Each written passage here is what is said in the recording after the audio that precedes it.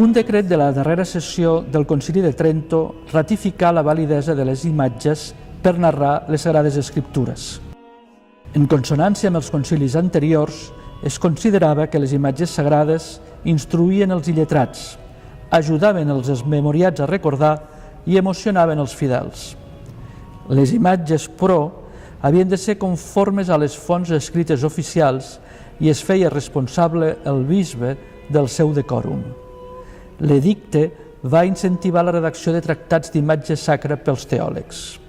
Climent VIII, fins i tot, encomanà al cardenal Gabriele Paleotti un índex d'imatges prohibides per establir una censura com la dels escrits, però la mort del prelat, el 1597, va deixar el projecte inacabat. En el món catòlic, els sants es mantenien, igual que la Mare de Déu, com a models de comportament i com a figures mediadores a les quals calia demanar i agrair la seva intervenció benèfica. Les canonitzacions, controlades i aprovades ara per l'autoritat papal, van proliferar des de l'inici del segle XVII. Així mateix, la qüestió dels sants va incentivar la historiografia documental per combatre les tesis de l'historiador protestant Maties Flassi, que vinculava la Reforma amb els primers cristians. L'historiador Cesare Baronio i l'arqueòleg Antonio Bossi van indagar en arxius i catacumbes i van publicar obres monumentals per establir l'autenticitat de les relíquies dels primers màrtirs i legitimar la primacia de l'Església romana. Les ciutats, mentrestant, cercaven cossos de sants per mostrar la seva catolicitat. La impremta no sols va possibilitar l'edició rigorosa d'obres fonamentals, com la Bíblia mateix, sinó que va permetre la innovació en les formes de difusió d'idees i notícies, amb la hibridació de textos i imatges amb la tradició oral. A diferència de la pintura, que sols estava a l'abast econòmic de les èlits, els gravats s'imprimien a baix cost. La majoria de la població era analfabeta i eren freqüents les lectures en veu alta acompanyades del comentari d'imatges. Aquestes modalitats de comunicació ampliaven el públic potencial de les obres impreses i gravades, incloses les estampes, molt importants per propagar i sedimentar la doctrina.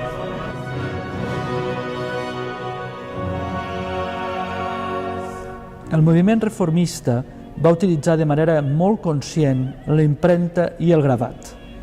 Per a Luter, la possibilitat d'imprimir era un regal de Déu.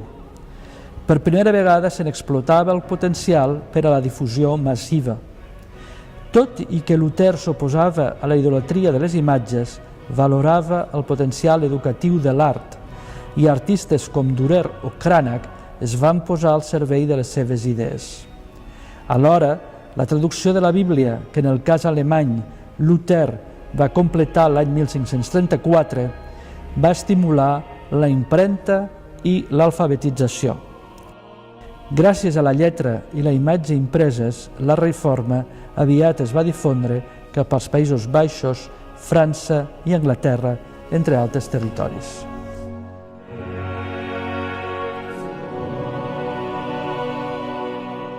Als territoris catòlics, la prohibició de la Bíblia en llengua vernacla va propiciar l'increment de l'edició d'obres que combinaven text i imatge.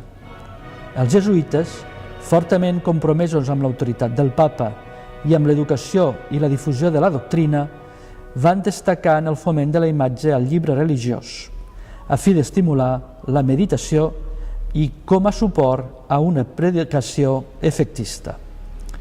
És el cas de les imatges d'històries evangèliques del jesuïta Jeroni Nadal.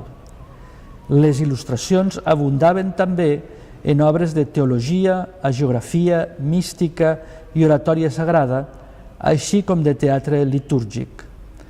Quant a la publicació de textos de referència, cal destacar la Bíblia Políglota d'Anvers, que seguia la traça de l'editada Alcalá de Henares al principi del segle.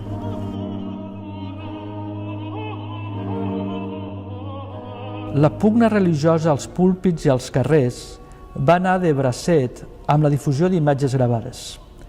És el que s'ha anomenat la primera campanya de sàtira pictòrica. Calia fer arribar el missatge i convèncer la gent, i la imatge s'utilitzà amb vehemència per posar de manifest tant les propostes doctrinals pròpies com els defectes de l'oponent.